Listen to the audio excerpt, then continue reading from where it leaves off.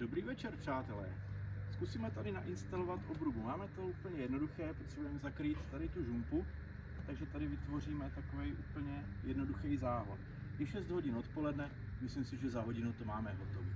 Takže krok číslo 1, naznačíme si vlastně, kudma povede budoucí obruba. Jsme učinili už. Udělali jsme to od voka, nic jsme neměřili, ať je to jednoduché. A teď zkusíme udělat záryb, aby jsme tu obrubu tam mohli nainstalovat. Víte, že máme úplně obyčejný plochý rýč. Žádnej drahej, starý rýč, ještě po dědovi. A uděláme takhle záryb jeden vedle druhého.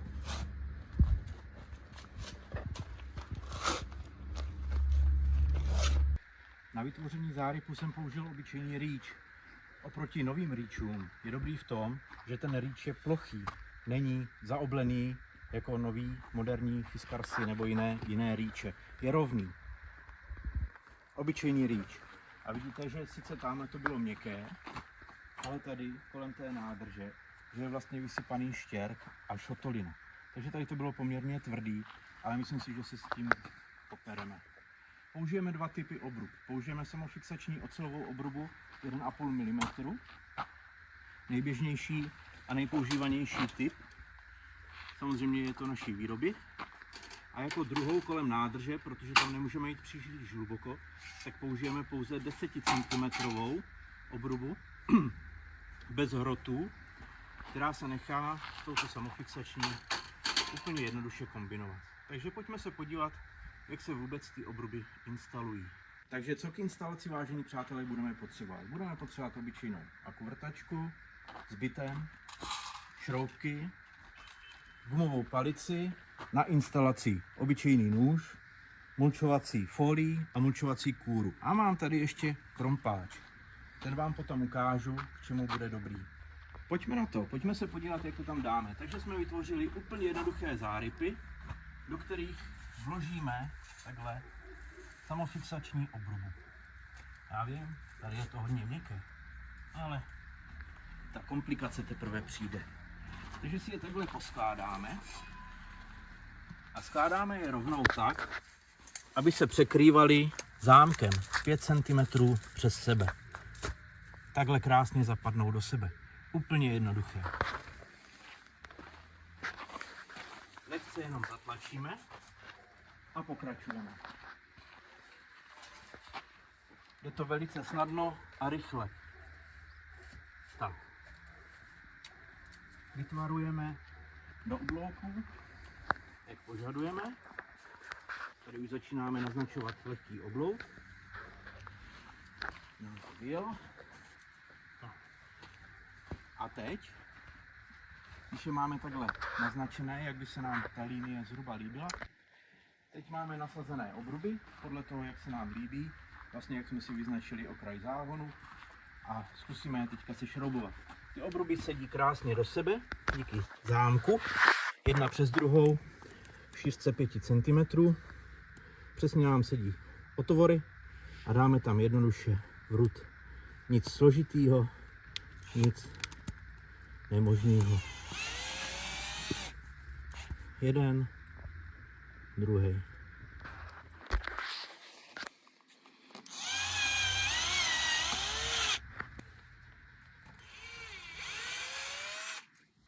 Vidíte, že obrubu nemáme ještě usazenou, že ji máme jenom postavenou tam, kam přijde. Blížíme se tady k nádrži, takže dáme ještě jednu samofixační s zubama. Vytvarujeme do oblouku do požadovaného tvaru. Vidíte, jak se krásně ohýbá. Máte z toho plynulé oblouky. Tak. Zasadíme do sebe.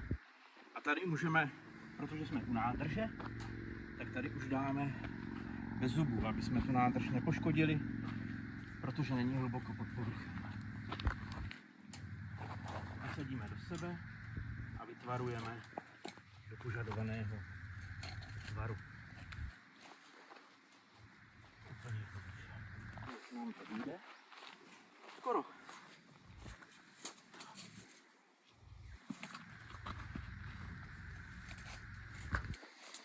Vidíte, že ty dvě obruby, ty dva typy, se dají na sebe krásně kombinovat. Tato je bez zubů, tato je samofixační z hroty se zubama. Vidíte?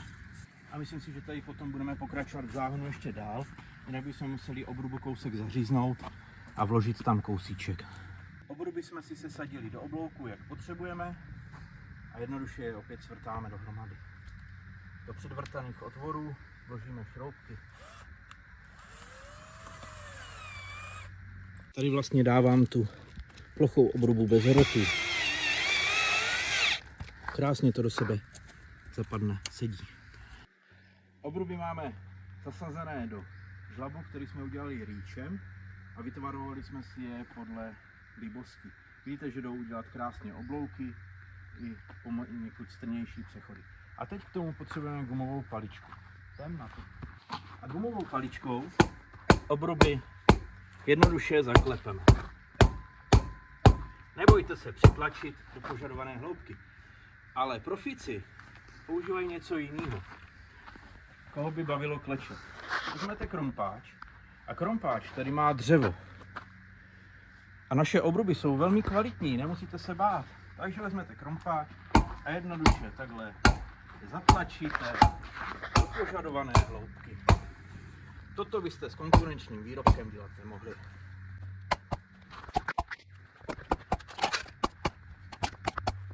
Tady je kámen a nádrž. Použili jsme 1,5 kub bez zubů. I v tom spoji to jde jednoduše zabouchat. Dělám to narychlo. Slyšíte nádrž dům, jsme moc blízko. A tady je samý šutr. Nevadí. Obruba s tím poradí. Tak. Řežu do toho, co to jde. Žádný strach. Obruba je velice pevná. Děláme to z kvalitních materiálů. Zkuste to udělat s plastovou obrubou. Tak. Žádné poškození nikde. Viděli jste, jakou sílou jsme do toho řezali? Takřka vší. Žádný strach. Obruba, i když ji zatlačíte moc hluboko, můžete ji potom popotáhnout. Tak. Ještě tady nám vyšlo.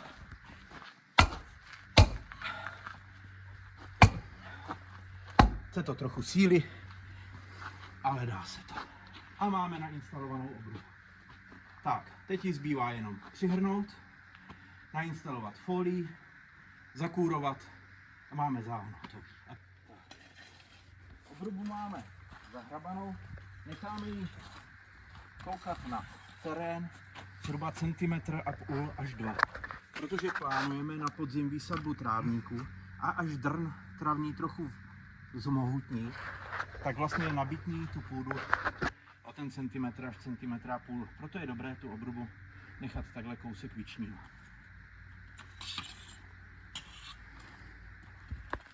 Ladíme lehký detail. Tak. A můžeme se pustit do instalace folie. Pojďme na to.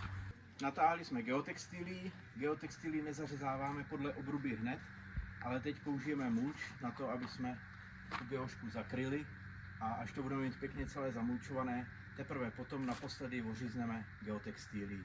Jdeme na to.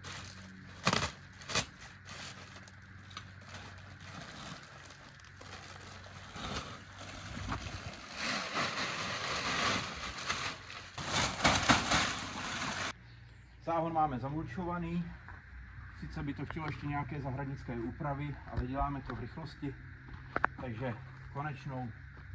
konečným dolaďováním se můžeme zaobírat někdy jindy, až budeme sázet kytičky. Zamulčovali jsme záhon přesně podle obruby, a když budete řezat obrubu, tak ji musíte řezat z vnější strany, ne z vnitřní, když budete zařezávat tu folii, ale z vnější. Ne z vnitřní, aby se nám kůra měla folie nebyla malá, takže ta kůra klesne. Takže takovýmto způsobem jednoduchým zařízneme ocelové obruby folii. Vidíte, jak tam obruba je? Můžeme klidně vidět folii a obruby, teď se nestane. Jednoduše to zařízneme. Zařízli jsme folii podél obruby z vnější strany. Kousek nám přečnívá, ale to je správně, protože ta kůra si vlastně sedne a tu folii do záhonu takhle krásně akorát zatlačíte. Není v tom nic složitého. Ona až si sedne, nebude vůbec vidět, ale vidíte, jak vám obruba krásně je vidět? A máme připraveno pro setí trávníku a sázení rostlin. 6 hodin 55 minut, to znamená, že nám tady ten záhon trvalo vyrobit nebo předpřipravit zhruba 55 minut. Vidíte, jak je to jednoduché s použitím kvalitních obrub. Teď už je záhon připravený na výsadbu rostlin, vysetí trávníku, ale bude potřeba ještě doplnit kůry, kterou jsme měli poněkud méně. Snad se vám to aspoň trochu líbilo.